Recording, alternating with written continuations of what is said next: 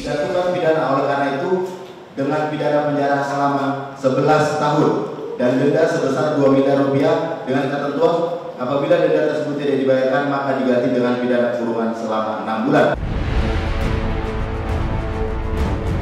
Nikita Mirzani dituntut jaksa penuntut umum dengan hukuman penjara 11 tahun serta denda 2 miliar rupiah. Ironisnya, isi tuntutan yang terkesan bombastis ini dilayangkan oleh tim jaksa penuntut umum dengan dugaan bahwa jaksa penuntut umum telah mengabaikan beberapa fakta hukum dalam persidangan. Inikah yang membuat Nikita terciduk sorotan kamera, menebar senyum lebarnya kepada tim kuasa hukumnya, juga para pendukungnya di ruang sidang pasca jaksa membacakan tuntutannya kemarin. Iya. Tahun nggak ada masalah, itu kan tuntutan ya kan. Dari jaksa menuntut sekalian. Yang penting udah selesai nih, jaksa nggak ada nuntut lagi ya kan. Nanti tinggal bagian saya. Ini lupa.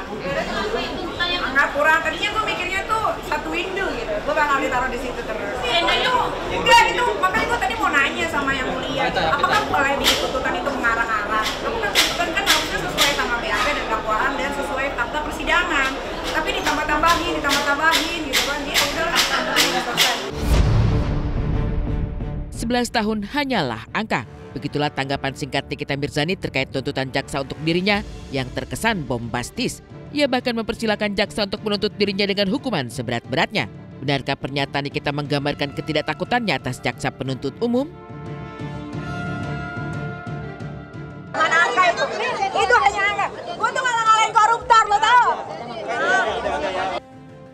Nikita Mirzani ketika dalam persidangan buat saya mengeluarkan beberapa model ekspresi, misalnya marah, misalnya dia polite smile, senyum formalitas gitu ya, nervous ya, tapi takut bukan salah satunya. Jadi ketika Nick Mir ketika duduk bersama kuasa hukumnya, dia bahkan melakukan gerakan velocity gitu ya, tanda petik banyak orang bilang kayak ngeledek JPU. Saya klarifikasi dari analisa saya adalah bahwa Nick Mir itu nggak kayak ngeledek, dia memang ngeledek. Dari tuntutan jaksa kemarin, tim kuasa hukum dari Nikita Mirzani pun mencatat adanya sejumlah kejanggalan.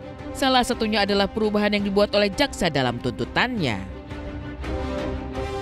Tapi lucu aja gitu hukum di Indonesia. Kalau semua jaksa kayak jaksa gua penuh rutan pondok bambu sama orang yang nggak bersalah. Ini ya, menarik tadi di dalam tuntutan jaksa itu alat ancamannya dirubah.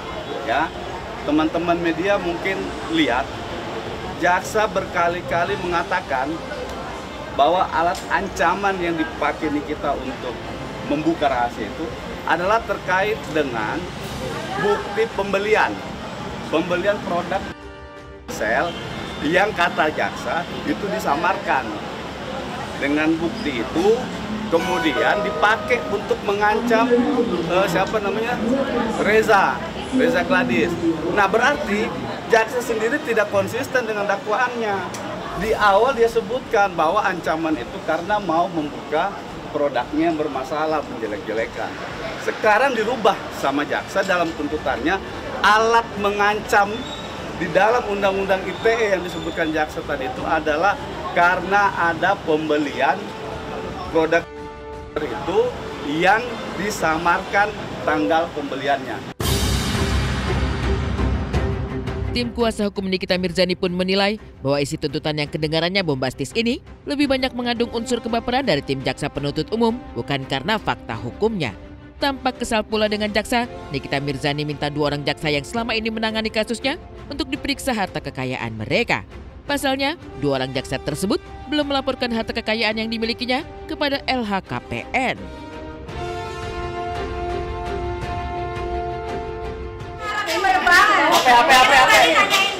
Harta. JPU juga harus dicek tuh hartanya dong.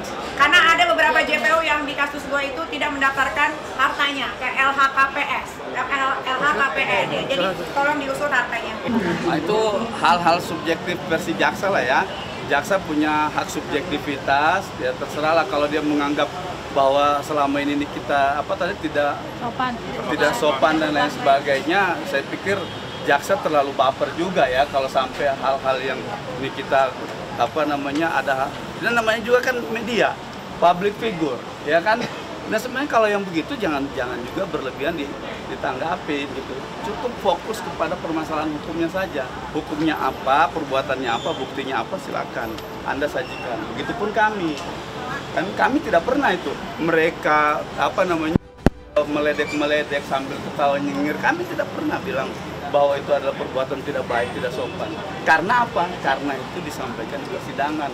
Hakim tidak pernah menegur. Ini kita begitu tidak pernah ditegur hakim. Begitupun dengan pihak sebelah, mereka begitu tidak pernah ditegur. Artinya apa? Artinya itu adalah proses hukum yang sah, yang tidak dilarang. Gitu. Kalau ada masalah itu berarti itu masalah pribadi, masalah hatinya orang. Rencananya, Kamis pekan depan akan digelar persidangan lanjutan dengan tema pledoi atau pembelaan dari pihak Nikita Mirzani atas tuntutan jaksa. Lalu apa yang membuat kuasa hukum Nikita meyakini bahwa Nikita sudah pasti akan bebas? Saya berkeyakinan, saya katakan hari ini setelah membaca, mendengar tuntutan, keyakinan kami penasihat hukum Nikita semakin kuat bahwa Nikita akan bebas. Keyakinan itu dibuktikan dengan adanya pertama dakwaan. Dakwaan bicara soal produk. Tapi di tuntutan bahasnya masalah pribadi. Itu ya.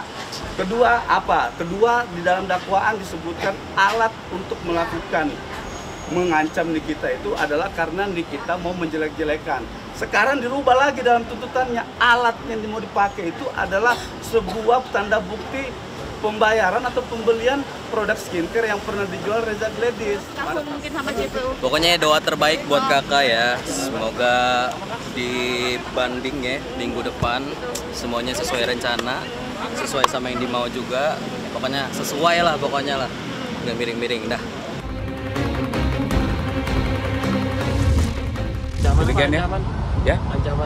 Ancamannya yang satu minimal 5 tahun, yang satu minimal 6 tahun, maksimalnya 20 tahun, seumur hidup atau mati.